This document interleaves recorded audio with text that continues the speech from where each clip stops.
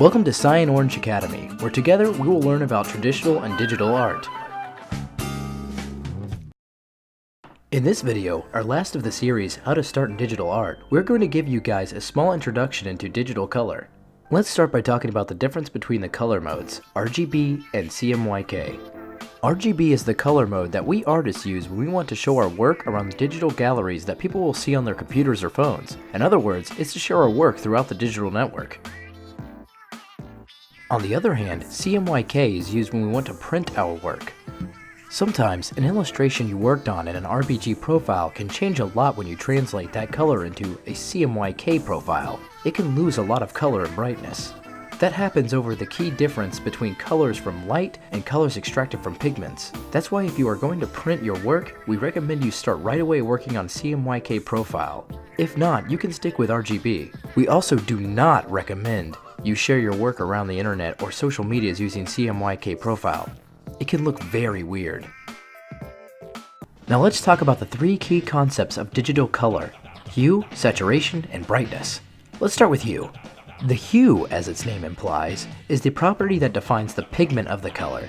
Whenever it is blue, yellow, or red, for example. The saturation is the property that defines the purity of that pigment. With purity, we mean how much of that pigment is present in our color. It is not the same color if we apply 100% saturation or only 20%. And the last one, brightness. The brightness in digital color helps us define how much light our color has. The darker color has less light in it, while a color with a lot of light will appear closer to the white scheme. Now let's take a look at some of the most important blending modes in Photoshop. The blending modes help us use color in many ways and are exclusive to digital art. You can find them here above the window of the layers. Almost every digital software out there has blending modes.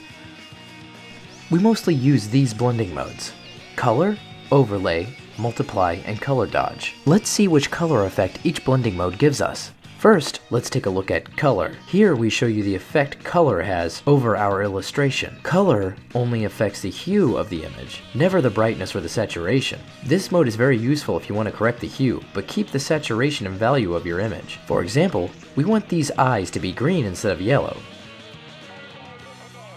See? Easy. Now let's see what overlay does. As its name implies, we can use this blending mode to highlight what our illustration already has. This mode affects all three properties. Let's see an example. We want her hair to be more saturated and bright. We pick up a color that is high in these two properties and apply it to our illustration. Overlay doesn't change the hue drastically as the mode color does. It always respects the three properties of the original color.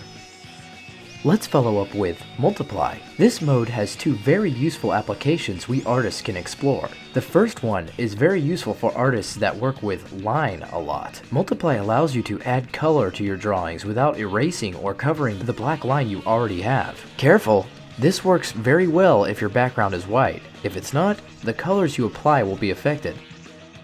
The other use affects the brightness of our image, without altering the saturation of our illustration. Multiply only works in one direction. With this mode, you can only darken colors, never brighten them. White, for example, has no effect in multiply, and multiply will never alter your absolute blacks. Last but not least, color dodge. This blending mode was made famous thanks to the artist some of you may know, Ross Tran. It's color dodge time!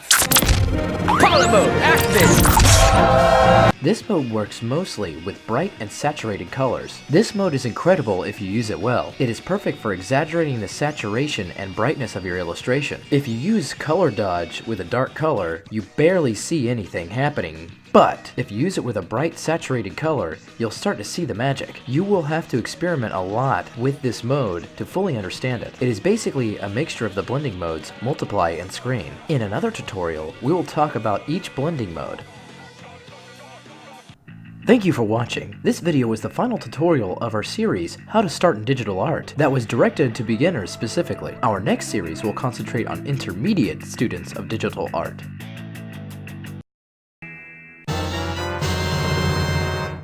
Thank you all for sending us your hard work. Here we present the best homework of the previous tutorial.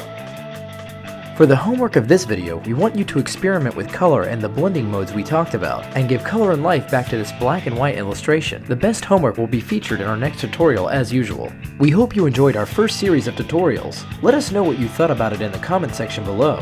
Which topic would you like to see next, and how can we improve? I'll catch you in the next video.